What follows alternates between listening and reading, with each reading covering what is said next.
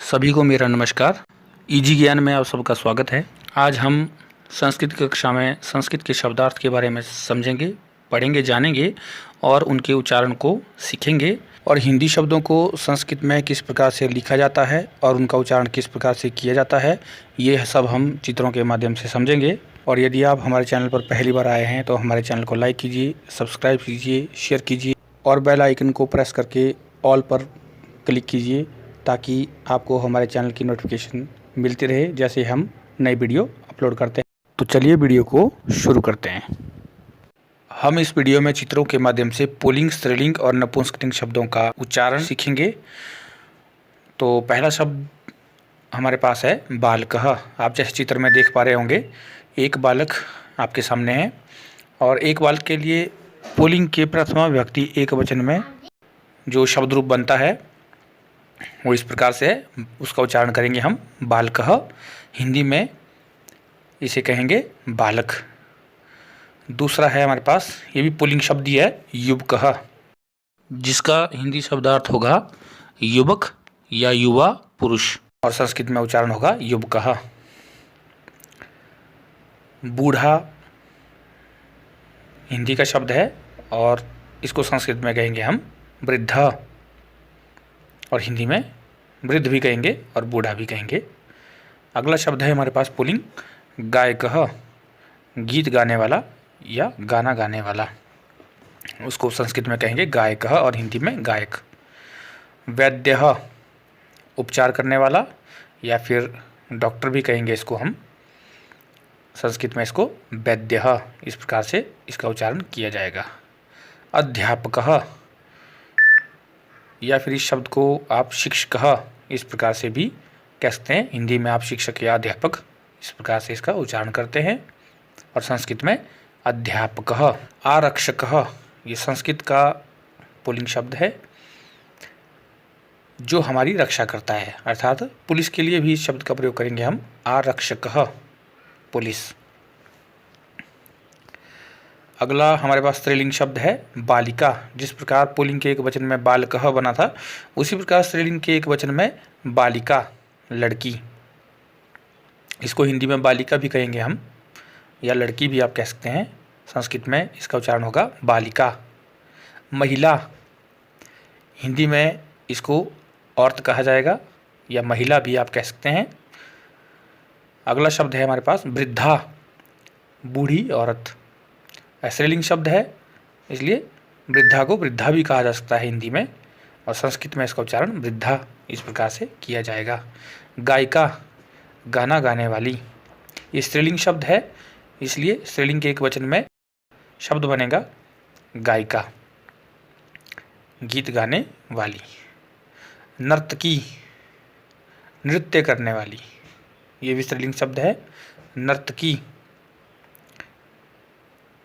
अगला शब्द है हमारे पास जननी, अर्थात जन्म देने वाली। माता भी इसको हिंदी में कहा जा सकता है परंतु संस्कृत में उच्चारण होगा जननी। अगला शब्द है हमारे पास चमशः। चम्मच के लिए संस्कृत शब्द का प्रयोग किया जाएगा, उच्चारण किया जाएगा चमशः। गिलास के लिए संस्कृत में शब्द रहेगा हमारे पास चषकः, चषकः अर्थात गिलास। कप, जिसके लिए संस्कृत शब्द रहेगा हमारे पास कंसः। और दर्पणः, इसके लिए हिंदी का शब्द आईना या दर्पण भी आप कह सकते हैं इसको। अगला शब्द है हमारे पास स्यूतः। स्यूतः थैला, थैले के लिए इसका स्यूतः इसका प्रयोग किया जाएगा। धन स्यूतः अर्थात धन रखने के लिए थैला या फिर पर्स भी आप इसको कह सकते हैं। आसन्दः, कुर्सी, इसके लिए आप उच्चारण करेंगे आसन्दः। और एक व्यक्ति बैठेगा तो आसन्दः, और बहुत सारे अगर किसी पर बैठे, किसी कुर्सी पर बैठेंगे तो उसके लिए आसन्द मंचः। स्थान जिस पर बहुत सारे व्यक्ति बैठते हैं उसे हिंदी में सोफा भी कहा जा सकता है। शुनकः, शुनकः कुत्ते के लिए संस्कृत शब्द है शुनकः। पुल्लिंग का एक वचन है। छुरिका चाकू के लिए संस्कृत में शब्द है छुरिका। माप लेने के लिए या कुछ नापने के लिए या रेखा खींचने के लिए हमारे पास संस्कृत में शब्द है मापिका, फुट रूल, जिसको आप हिंदी में कह सकते हैं। अगला शब्द है हमारे पास पांचालिका। इसको हम क्रीडनकम भी बोलते हैं, खिलौने के लिए शब्द है पांचालिका। सिक्थवर्तिका अर्थात मोमबत्ती, मोमबत्ती के लिए संस्कृत में शब्द रहेगा सिक्थवर्तिका। और खाना खाने के लिए जिस बर्तन का हम प्रयोग करते हैं थाली, उसको कहेंगे हम स्थालिका अर्थात थाली। और जिसमें हम सामान रखते हैं अपना कपड़े इत्यादि, तो जिसको हम अलमारी हिंदी में कहते हैं, उसके लिए संस्कृत में शब्द रहेगा कपाटिका अर्थात अलमारी। और अगला शब्द है हमारे पास मेज के लिए उत्पीठिका। संस्कृत का शब्द है उत्पीठिका और हिंदी में कहेंगे इसको हम मेज। और दूरवाणी, ये मोबाइल के लिए शब्द प्रयोग किया जाएगा।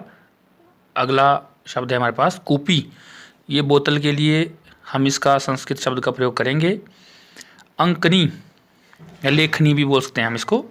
ये कलम के लिए या पेंसिल के लिए हम इसका प्रयोग करेंगे। कर्तरी, ये कैंची के लिए हम इस शब्द का प्रयोग करेंगे संस्कृत में कर्तरी।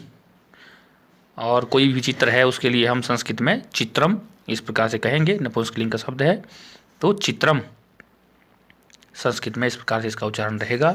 और हाथ में कलाई में पहनने के लिए जो कंगन है उसको संस्कृत में बोलेंगे हम कंकणम, कंकणम ये संस्कृत का शब्द है।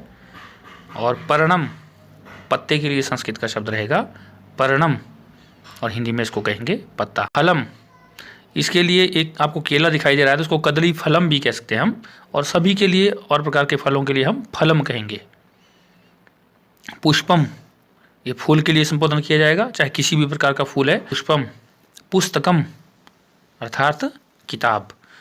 तो आशा करते हैं आपको ये वीडियो अच्छा लगा होगा तो लाइक कीजिए, शेयर कीजिए, सब्सक्राइब कीजिए। और वीडियो को देखने के लिए बहुत बहुत धन्यवाद। आपका दिन मंगलमय हो।